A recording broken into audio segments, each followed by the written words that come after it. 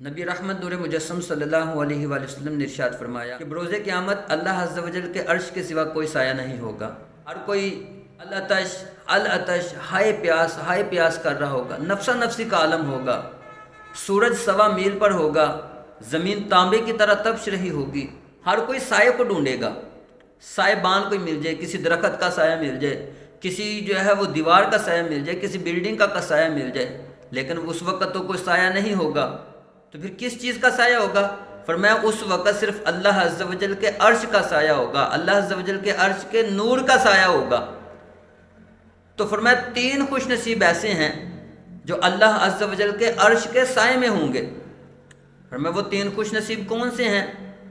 پہلا، نبی اکرم نور مجسم صلی اللہ علیہ وآلہ وسلم نے ارشاد فرمایا، پہلا شخص وہ ہوگا جو مجھ پر کثرت سے درود پاک پڑھنے والا ہوگا، زیادہ سے زیادہ درود پاک پڑھنے والا ہوگا، وہ بروز قیامت اللہ عز و جل کے عرش کے سائے میں ہوگا۔ بلکہ ایک روایت میں ارشاد فرمایا، جو مجھ پر جو چاہتا ہے کہ بروز قیامت میرے قریب ترین ہو، میرے قریب تر ہو، میرے سب سے زیادہ قریب ہو، تو نبی پاک علیہ الصلوۃ والسلام فرماتے ہیں وہ مجھ پر کثرت سے درود پاک پڑھا کرے۔ جو مجھ پر دنیا میں جتنا زیادہ درود پاک پڑھنے والا ہوگا، بروز قیامت اتنا ہی وہ میرے قریب ہوگا۔ ایک روایت میں ارشاد فرمایا کہ جس نے مجھ پر 1 مرتبہ درود پاک پڑھا، اللہ عز و جل اس پر 10 رحمت نازل فرماتا ہے۔ فرمایا جو 10 مرتبہ درود پاک پڑھے، اللہ عز و جل اس پر 100 رحمت نازل فرماتا ہے۔ اور مزید فرمایا جو 100 مرتبہ درود پاک پڑھا کرے گا، اللہ عز و جل ان کی دونوں آنکھوں کے درمیان لکھ دے گا کہ یہ بندہ جہنم کی آگ سے آزاد ہے، نفاق سے آزاد ہے، اور بروز قیامت اسے شہیدوں کے ساتھ اٹھایا جائے گا۔ تو پیارے بھائیو، درود پاک پڑھنے کی بہت زیادہ فضیلتیں ہیں، بہت زیادہ اس کی برکتیں ہیں، اور یہ نبی پاک علیہ الصلوۃ والسلام کا ذکر ہے درود پاک پڑھنا۔ تو ہم نبی پاک علیہ الصلوۃ والسلام سے اگر محبت کرتے ہیں تو نبی پاک علیہ الصلوۃ والسلام سے محبت کا بہترین طریقہ بہترین اظہار وہ یہی ہے کہ ہم نبی پاک علیہ الصلوۃ والسلام کی ذات اقدس پر کثرت سے درود پاک پڑھا کریں۔ تو جو میں نے حدیث پاک وہ بیان کر رہا ہوں، اس کا خلاصہ میں کیا ہے کہ بروز قیامت اللہ عز و جل کے عرش کے سوا کوئی سایہ نہیں ہوگا۔ 3 خوش نصیب اللہ عز و جل کے عرش کے سائے میں ہوں گے۔ ان میں پہلا خوش نصیب کون سا؟ فرمایا جو نبی پاک علیہ الصلوۃ والسلام کے ذات اقدس پر کثرت سے یعنی زیادہ سے زیادہ درود پاک پڑھنے والا ہوگا۔ پھر اسی طرح فرمایا کہ دوسرا خوش نصیب کون ہوگا؟ فرمایا کہ جو میری سنت سے محبت کرنے والا ہوگا، جو میری سنت سے پیار کرنے والا ہوگا، جو میری سنت پر عمل کرنے والا ہوگا۔ فرمایا وہ بروز قیامت اللہ عز و جل کے عرش کے سائے میں ہوگا۔ ایک روایت میں نبی اکرم نور مجسم صلی اللہ علیہ وآلہ وسلم نے ارشاد فرمایا، من احب سنتی، جس نے میری سنت سے محبت کی، فقط احبانی، فرمایا من احبانی کان معی فی الجنہ۔ نبی اکرم نور مجسم صلی اللہ علیہ وآلہ وسلم محبت کا معیار بتا رہے ہیں، محبت رسول کا معیار بتا رہے ہیں، عشق رسول کا معیار بتا رہے ہیں کہ اگر تم مجھ سے محبت کا دعویٰ کرتے ہو تو نبی پاک علیہ الصلوۃ والسلام سے محبت کا معیار کیا ہے؟ تو فرمایا من احب سنتی، نبی پاک علیہ الصلوۃ والسلام فرماتے ہیں جس نے میرے سنت سے محبت کی، میرے طریقے سے محبت کی، میرے احکامات سے محبت کی، میری شریعت سے محبت کی، فرمایا پس اس نے مجھ سے محبت، فقد احبنی، پس اس نے مجھ سے محبت کی۔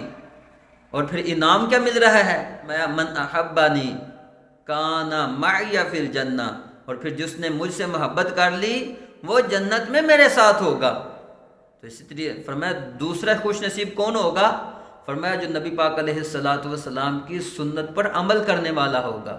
آج لوگ سنتوں سے کتراتے ہیں، ہیزیٹیشن محسوس کرتے ہیں، ہچکچاہٹ محسوس کرتے ہیں کہ یار میں نے امامہ شریف پہن لیا، میں نے اگر دستار باندھ لی تو لوگ کیا کہیں گے، اگر میں نے داڑھی شریف رکھ لی تو لوگ کیا کہیں گے۔ بھائی لوگوں کو چھوڑیں، میں نے اپنی قبر میں جانا ہے، لوگوں نے اپنی قبر میں جانا ہے۔ اگر میں نبی پاک علیہ الصلوۃ والسلام سے محبت کا دعویٰ کرتا ہوں تو میں غور کروں سر تا پا میری محبت کا معیار کیا ہے، میں جس سے محبت کرتا ہوں کیا اس کے طریقے پر عمل کر رہا ہوں، میں جس سے محبت کرتا ہوں کیا اس کی سنتوں کو اپنا رہا ہوں؟ میں جس سے محبت کرتا ہوں کیا اس کے احکامات کی پیروی کر رہا ہوں؟ میں جس سے محبت کرتا ہوں کیا اس کی تعلیمات پر عمل کر رہا ہوں؟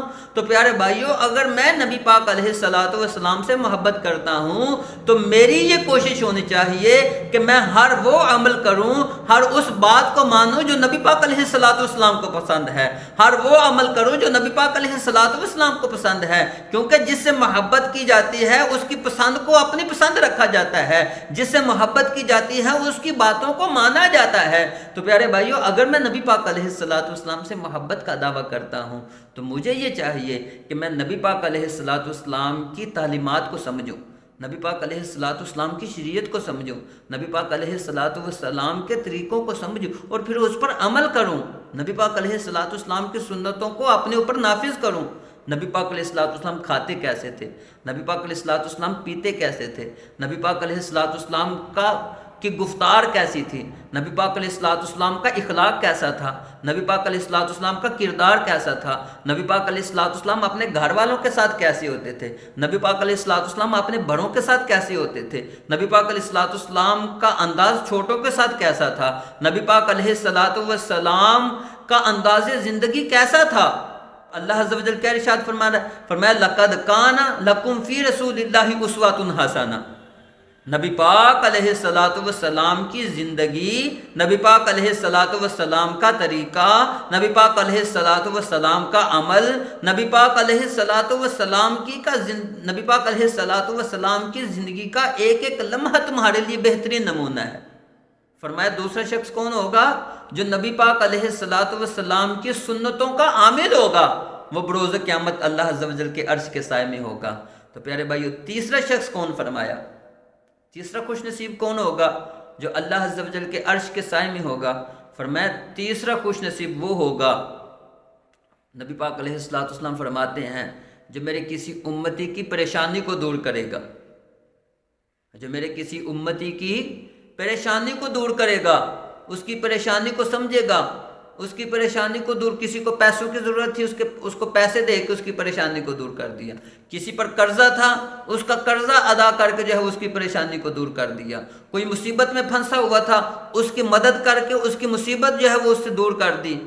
تو فرمایا کہ بروز قیامت وہ اللہ عز و جل کے عرش کے سائے میں ہوگا۔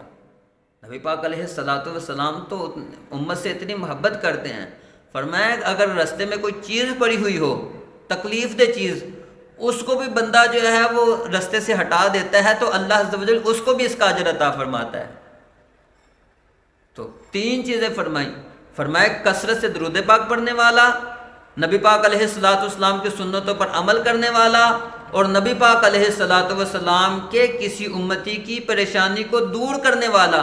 فرمایا یہ تین خوش نصیب ایسے لوگ ہیں، یہ تین ایسے خوش نصیب ہیں جو بروز قیامت اللہ عز و جل کے عرش کے سائے میں ہوں گے۔ پیارے بھائیوں، آئیں میں اور آپ یہ نیت کریں کہ انشاءاللہ عز و جل نبی پاک علیہ الصلاۃ والسلام کے ذات اقدس پر کثرت سے درود پاک بھی پڑھیں گے، نبی پاک علیہ الصلاۃ والسلام کے سنتوں کے مطابق زندگی گزاریں گے، اور تیسرا اگر کوئی دکھ درد ہے، کوئی دکھیارہ ہے، اگر کوئی مصیبت زدہ ہے، اگر کوئی پریشان حال ہے تو جہاں تک ممکن ہو ہم اس کی پریشانی کو دور کرنے کی بھی کوشش کریں گے۔ ہو میرا کام غریبوں کی حمایت کرنا، درد مندوں سے ضعیفوں سے محبت کرنا، ہاں تو وہ یہی عمل ہے۔ نبی پاک علیہ الصلاۃ والسلام کی کسی امتی کی پریشانی کو دور کر دیا جائے تو یقیناً آپ دیکھنا، اگر آپ کسی کی مدد کریں گے، اگر آپ کسی کے کام آ جائیں گے، اگر آپ کسی کی مصیبت کو دور کریں گے تو دیکھنا آپ کا من ہلکا ہو جائے گا، آپ کی پریشانیاں دور ہو جائیں، آپ دیکھنا خود کو اپنے آپ کو ہلکا محسوس کریں گے، اپنے آپ کو خوش محسوس کریں گے۔